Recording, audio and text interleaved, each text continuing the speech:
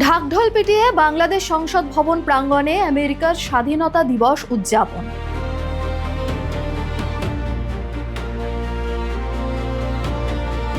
দক্ষিণ প্লাজায় ঢাকায় নিযুক্ত মার্কিন রাষ্ট্রদূত ব্রেন টি ক্রিস্টেনসেনের পাশে চেয়ার আলো করে বাংলাদেশের প্রধানমন্ত্রী তারেক রহমান।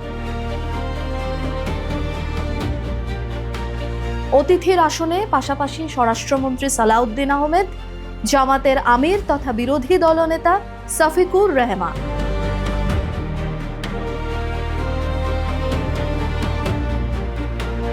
যে যুক্তরাষ্ট্র বাংলাদেশের মুক্তিযুদ্ধের বিরোধিতা করে পাকিস্তানের পক্ষ নিয়ে সপ্তম নৌবহর পাঠিয়েছিল, সেই যুক্তরাষ্ট্রের স্বাধীনতা দিবস পালন করল বাংলাদেশ।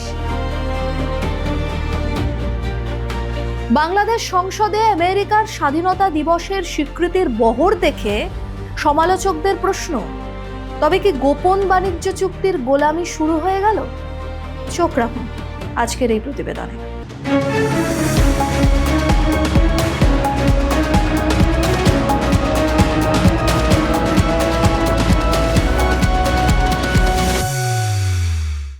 বাংলাদেশ সংসদ ভবনের দক্ষিণ প্লাজায় বর্ণাঢ্য অনুষ্ঠানে পালিত হয়েছে আমেরিকার 250তম স্বাধীনতা দিবস। ঢাকায় নিযুক্ত মার্কিন রাষ্ট্রদূত ব্রেন টি ক্রিস্টেনসেন সভাস্থল শুধু আলো করেননি, সঙ্গে ছিলেন প্রধানমন্ত্রী তারেক রহমান, স্বরাষ্ট্রমন্ত্রী সালাউদ্দিন আহমেদ, বিরোধী দলনেতা তথা জামাতের আমির শফিকুর রহমান, পররাষ্ট্রমন্ত্রী খলিলুর প্রমুখ। মার্কিন দূতাবাস এবং মার্কিন সেনাবাহিনীর 25তম পদাতিক ডিভিশনের brass band, USA army band যৌথভাবে বাংলাদেশ জাতীয় সংসদ ভবনের প্রাঙ্গণে এই মিউজিক অ্যারেঞ্জমেন্ট বা সঙ্গীতানুষ্ঠানের আয়োজন করে। বাংলাদেশিদের সেন্টিমেন্ট উস্কে খানিক বাংলা ভাষায় বক্তৃতাও দেন ক্রিস্টেন। উপস্থিত অতিথিবর্গ সকলে তাতে বেজায় অভিভূত। ভাবখানা এমন যেন ক্রিস্টেনের সুললিত বাংলায় উদ্ধার হয়ে যাবে দেশ, পেট ভরবে আমজনতা। আমাদের সাথে এটি উদযাপন করার জন্য বাংলাদেশকে ধন্যবাদ।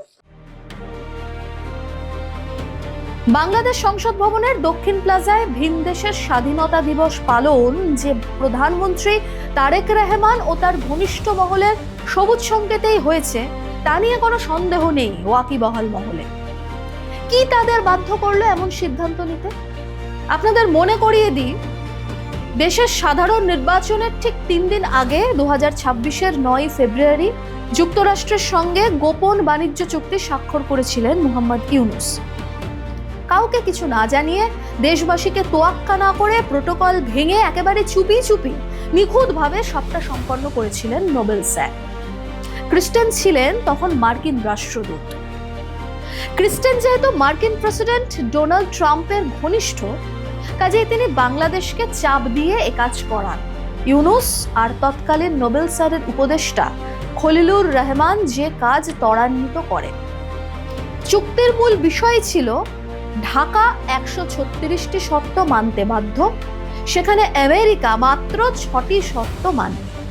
এটি এমন একটা বাণিজ্যিক চুক্তি যাতে বাংলাদেশের সার্বভৌমত্ব ক্ষুণ্ণ হওয়ার আশঙ্কা প্রবল, কারণ মার্কিন পণ্যের গুণগত মান যাচাই করার কোনো জায়গাই থাকবে না ঢাকার, উল্টে সে বাধ্য তা কিনতে।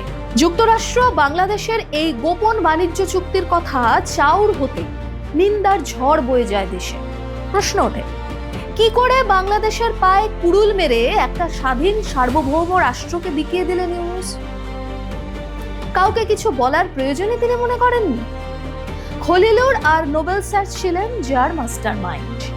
যে যুক্তরাষ্ট্র বাংলাদেশকে নিজের পায়ে পিষে দিতে সব রকম ব্যবস্থা নিয়েছে, তার স্বাধীনতা উদযাপন কিভাবে বাংলাদেশের জাতীয় সংসদের মতো এমন একটা স্পর্শকাতর জায়গায় করা হলো? এটা কি গোলামি নয়? সমালোচকরা বলছেন, যদি তর্কের খাতিরে আমেরিকার স্বাধীনতা দিবস পালন করতেই হতো তাহলে তো অন্য জায়গাও ছিল। সেসব বাদ দিয়ে কেন সংসদ ভবনকেই বেছে নেওয়া হলো? একে তবে শিরদাঁড়াবি কি আমেরিকার পায়ে নির্লজ্জ আত্মসমর্পণ নয়? গোপন বাণিজ্য চুক্তি নিয়ে যেখানে দেশ তোলপাড়, সেখানে তারেক রহমানের সরকার দিব্যি তার রূপায়ণে কাজ করে চলেছে। একে তবে দেশবাসীকেই অপমান করা নয়? কোথাও কি ইউনূস তবে না থেকেও আছেন? নোবেল স্যারের মেটিকিউলাস ডিজাইন কি এখনো তারেক সরকারের রন্ধ্রে রন্ধ্রে পুরোদস্তুর বহাল? বাংলাদেশের 55 বছরের ইতিহাস বলছে সংসদ ভবনের মতো একটি গুরুত্বপূর্ণ জায়গায়, যেখানে আগে ভিনদেশের স্বাধীনতা পালন হয়নি, সেখানে এখন তা যাপন কি সেই গোপন চুক্তির নির্যাস নয়? আচ্ছা, আপনারাই বলুন তো, বাংলাদেশ সংসদ ভবনে যুক্তরাষ্ট্রের স্বাধীনতা দিবস উদযাপন করলো, কিন্তু যুক্তরাষ্ট্র কি সেটা করবে? করবে না। চুক্তি থেকে বলা হয়েছে বাংলাদেশ সংসদেও এটি পালন করতে হবে? উঠছে এমন প্রশ্ন, কারণ ইউনূসের মতো মানুষের পক্ষে কিছুই অসম্ভব নয়। ৭১-এর মুক্তিযুদ্ধে পাকিস্তানের পক্ষ নিয়ে যুক্তরাষ্ট্র তাদের ৭ম নৌবহর পাঠিয়েছিল। সেটা কি তারেক রহমান কিংবা সালাউদ্দিন আহমেদরা জানতেন না? নাকি সব জেনেও মুখে কুলু পেটে আছেন আমেরিকার ভয়ে? নাকি মার্কিনীদের তাবেদারি করার কৌশল? কোনটা? রাজনৈতিক মহলের প্রশ্ন যে আমেরিকার নেতিবাচক ভূমিকা ছিল বাংলাদেশের স্বাধীনতা যুদ্ধে, ঘটা করে সেই আমেরিকারই স্বাধীনতা দিবস পালন করে বাংলাদেশকে চুক্তির দাসত্বের কথাই মনে করিয়ে দিল না?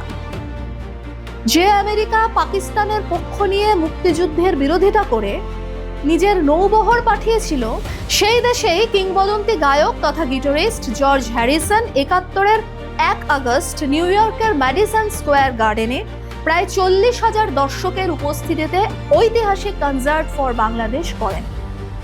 সেদিন হ্যারিসন ও রবিশঙ্করের জুটি তাক লাগিয়েছিল বিশ্বকে। বাংলাদেশের স্বাধীনতা যুদ্ধে বাস্তুচ্যুত ও শরণার্থী মানুষের জন্য অর্থ সংগ্রহ করা এবং বিশ্ববাসীর দৃষ্টি আকর্ষণ করাই ছিল যে কনসার্টের মূল টার্গেট। সেই কনসার্টেরই প্রসঙ্গ তুলে দক্ষিণ প্লাজায় বাংলাদেশ সংসদের ডেপুটি স্পিকার কাইজার কামাল কি হ্যারিসন রবিশঙ্করকে অসম্মান করলেন না? এমন প্রশ্ন সমাজ মাধ্যমে তুলেছেন নেটিজেনরা একেবারে সরাসরি। আচ্ছা, তারেকের সরকার কি এর কোনো ব্যাখ্যা দেবে, নাকি গোপন চুক্তির মতো স্পিকটি নট হয়ে মুখে আঙুল দিয়ে বসে থাকবে? যে ভারত পড়শি হিসাবে মুক্তিযুদ্ধে জান লড়িয়ে দিয়েছিল, সেই ভারতকে চাপে রাখতে কি এই সমীকরণ? সম্প্রতি চীন সফরে যাওয়া তারেক রহমান ঠিক কি করেছেন তা নিয়ে গোয়েন্দাগিরি করেছে আমেরিকা। কাজেই বাংলাদেশ সংসদ ভবনের মতো জায়গায় যুক্তরাষ্ট্রের স্বাধীনতা পালন পরোক্ষে চীনকেও বার্তা দেওয়া, নাকি দুই শিবিরের সঙ্গে ভারসাম্যের নীতি বজায় রাখা, যে নীতি দেশের মুক্তিযুদ্ধের গরিমাকেই অস্বীকার করছে? যে কাজটা ক্রিস্টেন তারেকের চীন সফরের আগের দিনই খলিলুর সকাশে করেছিলেন, না থেকেও আছেন নোবেল স্যার তার গোপন বাণিজ্য চুক্তিতে। বাংলাদেশ সংসদে আমেরিকার স্বাধীনতা দিবস পালন কি সেই মেটিকিউলাস ডিজাইনের রূপরেখা নয়? কি মনে হয় আপনাদের? লিখে জানান তো কমেন্ট বক্সে। ভিডিওটি ভালো লাগলে লাইক শেয়ার অবশ্যই করুন, সেই সঙ্গে চ্যানেলটি সাবস্ক্রাইবেরও অনুরোধ রইল। এরকম আরও তথ্য ও বিশ্লেষণধর্মী প্রতিবেদন পেতে দেখতে থাকুন জিও পালস টিভি।